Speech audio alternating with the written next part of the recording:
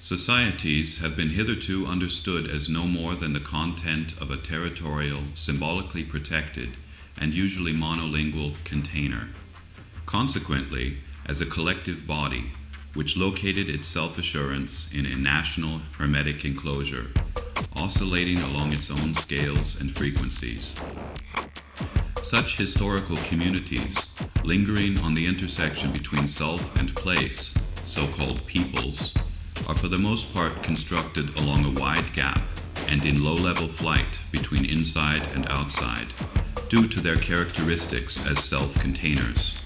The state of sabotage is a free fall for free falling.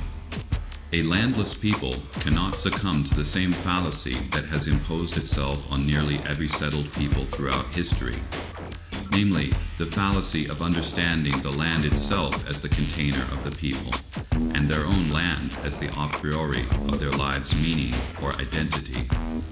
This territorial phantom is still one of the most effective and problematic historical heirlooms because it is tied to the basic reflex of all seemingly legitimate uses of violence, namely national defense.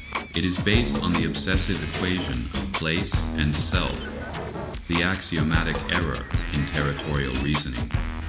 Yet it is increasingly becoming exposed as an overpowering wave of transnational mobility ensures that many peoples and territories relativize their liaisons. SOS citizens are nomading or deterritorializing groups who constitute themselves not only through their immunity to supporting soil.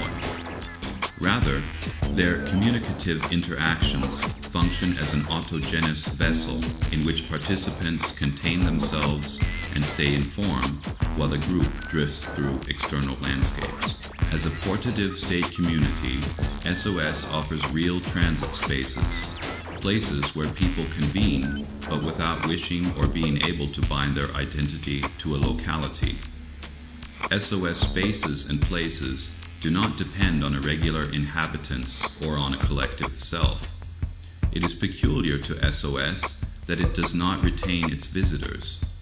An invulnerable license to change land and self remains untouched by global tendencies. With the official naming of Sabotage Square and the simultaneous opening of a temporary SOS embassy at this sofa, SOS fundamentally expands its collective platform. Sabotage Square will become a fixed location in the city of Krems, a cultural junction where the interface between self and place has long been overcome in gliding communal flight.